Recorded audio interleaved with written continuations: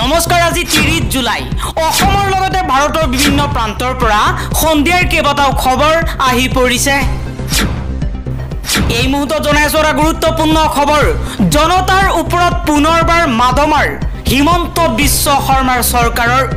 1 আগষ্টৰ পৰা ৰাজ্যত বৃদ্ধি পাব চৰকাৰী চিকিৎসা ব্যয় ৰোগীৰ নাম পঞ্জীয়নকে ধৰি সকলো সেৱাতে বৃদ্ধি পাব মাসুল অধিক ব্যয়বহুল হ'ব চৰকাৰী চিকিৎসা সেৱা 20% পৰা 100% পৰ্যন্ত বৃদ্ধি পাব চৰকাৰী চিকিৎসা সেৱাৰ মাসুল অবৈধভাৱে বাৰে বাৰে জেলত ৰাখিছে দিল্লীৰ মুখ্যমন্ত্ৰী অৰবিন্দ কেজৰিৱালক মোদী চৰকাৰে কাপুৰুষ চৰকাৰৰ দৰে কাম কৰি আছে 5 বছৰো সম্পূৰ্ণ নকৰে এই এনডিএ চৰকাৰ কিছু দিনৰ পিছতে ইন্ডিয়া মিত্ৰজোটে গঠন কৰিব চৰকাৰ এই মন্তব্য কৰিছে লোকসভাৰ বিৰোধী উপদলপতি গৌৰৱ গগৈ প্ৰকাশ পাইছে জনমুৰি আয়ৰ তালিকা দেশৰ ভিতৰত অসমৰ স্থান তলৰ পৰা পঞ্চম স্থানত 2022-23 বৰ্ষত অসমৰ ঘৰুৱা জনমুৰি আয় 1,20,336 দেশৰ সৰ্বাধিক ঘৰুৱা জনমুৰি আয় গোৱাৰ 5,32,854 দ্বিতীয় সৰ্বাধিক ঘৰুৱা জনমুৰি আয় ছিকিমৰ 5,19,964 তৃতীয় সৰ্বাধিক জনমুৰি আয় দিল্লীৰ 4,30,120 ইউডিএফৰ ভিতৰ চৰাত আৰম্ভ হৈছে নতুন যুদ্ধ ইউডিএফৰ বৈঠকত উপস্থিত নাথাকিল বৰাকৰ 3জনকৈ ইউডিএফৰ বিধায়ক কৰিমউদ্দিন বৰভূঞা নিজামুদ্দিন চৌধুৰী আৰু জাকিৰ হুছেইন লস্কৰ ইউডিএফ মৰা নাই জিন্দা আছে লোকসভাত আমি হাৰিলো কিয় হাৰিলো বিশ্লেষণ কৰিম বুলি মন্তব্য কৰিছে বদৰুদ্দিন আজমলে কিন্তু বদৰুদ্দিন আজমলৰ মন্তব্যৰ পাছতেই এতিয়া ইউডিএফৰ ভিতৰ চৰাত আৰম্ভ হৈছে নতুন যুদ্ধ কাৰণ ইউডিএফৰ এখন বৈঠক অনুষ্ঠিত হৈছিল সেই বৈঠকত বৰাকৰ 3জনকৈ বিধায়ক উপস্থিত নাথাকিল কৰিমউদ্দিন বৰভূঞা নিজামুদ্দিন চৌধুৰী আৰু জাকিৰ হুছেইন লস্কৰ উত্তৰ প্ৰদেশৰ যোগী আদিত্যনাথ চৰকাৰে লাভ জিহাদক লৈ আনিছে কঠোৰ আইন এতিয়াৰ পৰা লাভ জিহাদৰ গোচৰত যাৱজ্জীৱন কাৰাদণ্ডৰ শাস্তি হ'ব যিকোনো ব্যক্তিয়ে হিন্দুই হ'ব পাৰে মুছলমানো হ'ব পাৰে ধৰ্মান্তকৰণক লৈ দিব পাৰিব গোচৰ দেশজুৰি যোগী চৰকাৰৰ সিদ্ধান্তক লৈ আৰম্ভ হৈছে ব্যাপক চৰ্চা উত্তৰ প্ৰদেশৰ যোগী আদিত্যনাথ চৰকাৰৰ বৃহৎ সিদ্ধান্ত আহিছে লাভ জিহাদ বিৰোধী আইন লাভ জিহাদ কৰিলে যাৱজ্জীৱন কাৰাদণ্ড হ'ব পাৰে ৰাজ্যত আৰম্ভ হ'ব বিষয়ভিত্তিক শিক্ষক নিযুক্তি চলিত বৰ্ষতে প্ৰকাশ পাব বিজ্ঞাপন ইতিমধ্যে প্ৰস্তুত হৈছে সাৰ্ভিস ৰুল নতুন নিযুক্তি প্ৰক্ৰিয়াক লৈ শিক্ষামন্ত্ৰী ডক্টৰ ৰণোজ পেগুৰ এই ঘোষণা অৰবিন্দ কেজৰিৱালৰ গ্ৰেপ্তাৰৰ প্ৰতিবাদত গুৱাহাটীত আপৰ বিক্ষোভ কংগ্ৰেছ CPIM তৃণমূল কংগ্ৰেছ ফৰৱাৰ্ড ব্লক NCP RJDৰ অংশগ্ৰহণ দিল্লীৰ মুখ্যমন্ত্ৰী তথা আম আদমি পাৰ্টিৰ নেতা অৰবিন্দ কেজৰিৱালক গ্ৰেপ্তাৰৰ প্ৰতিবাদ আৰু কাৰাগাৰত তেওঁৰ অসুস্থতাৰ পৰ্যাপ্ত চিকিৎসাৰ পৰা বঞ্চিত কৰাৰ অভিযোগত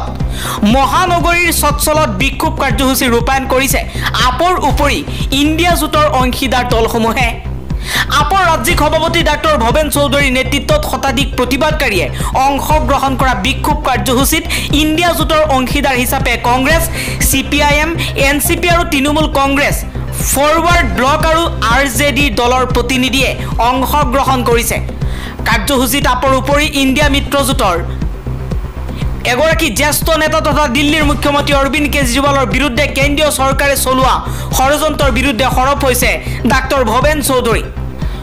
ডক্টৰ ভৱেন চৌধুৰীয়ে কয় যে কেন্দ্ৰৰ শাসনাধীষ্ঠ নৰেন্দ্ৰ মোদী চৰকাৰে ষড়যন্ত্ৰমূলকভাৱে মুখ্যমন্ত্ৰী অৰবিন্দ কেজৰিৱালক বিনা বিচাৰে গ্ৰেপ্তাৰ কৰি ৰাখিছে হাস্পতালত মুখ্যমন্ত্ৰী কেজৰিৱালৰ স্বাস্থ্যৰ যথেষ্ট অৱনতি ঘটিছে তেজত শৰ্কৰাৰ পৰিমাণ কমিছে তেওঁৰ ওজন অস্বাভাৱিকভাৱে হ্ৰাস পাইছে কিন্তু চৰকাৰে তেওঁক পৰ্যাপ্ত চিকিৎসা সেৱা আগবঢ়োৱা নাই বিজেপিয়ে কাৰাগাৰত কেজৰিৱালক হত্যাৰ চক্ৰান্ত কৰিছে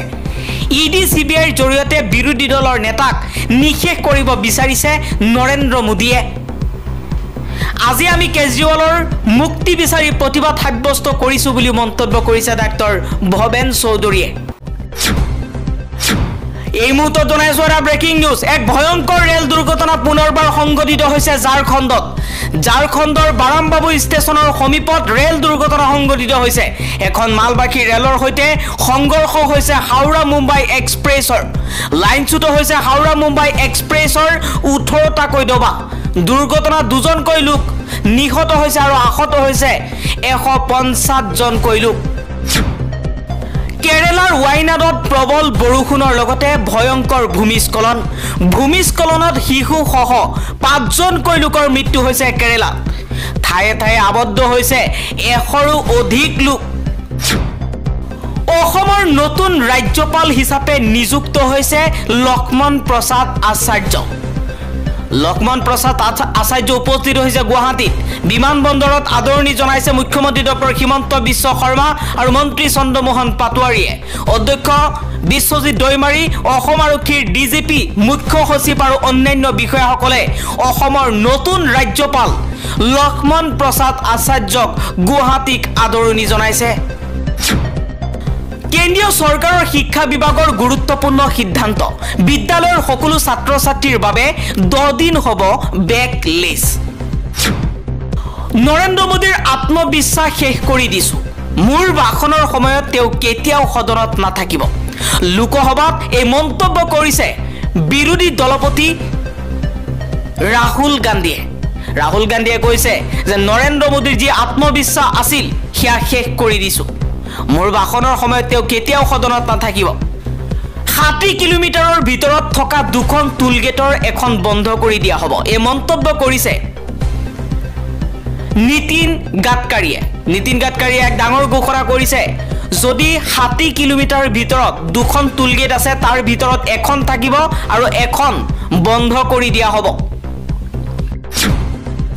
অসম সন্তান ৰিয়ান পৰাগক শচীন তেণ্ডুলকাৰৰ সৈতে তুলনা কৰিলে আন্তঃৰাষ্ট্ৰীয় ক্ৰিকেটৰ আম্পায়াৰ ৰিচাৰ্ড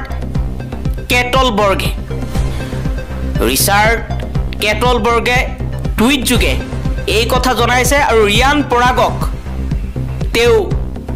শচীন তেণ্ডুলকাৰৰ সৈতে তুলনা কৰিছে দিল্লীৰ কোচিং চেণ্টাৰত সংঘটিত শোকাবহ ঘটনাৰ তদন্তৰ বাবে সমিতি গঠন মৃতকৰ পৰিয়াললৈ 10 লাখ টকাৰ আৰ্থিক সাহায্য ঘোষণা কৰিছে এলজিয়ে দিল্লীৰ কোচিং চেণ্টাৰত সংঘটিত শোকাবহ ঘটনাৰ তদন্তৰ বাবে এক সমিতি গঠন কৰা হৈছে মৃতকৰ পৰিয়ালক 10 লাখ টকা আৰ্থিক সাহায্য হিচাপে ঘোষণা কৰিছে উল্লেখ্য যে দেওবাৰে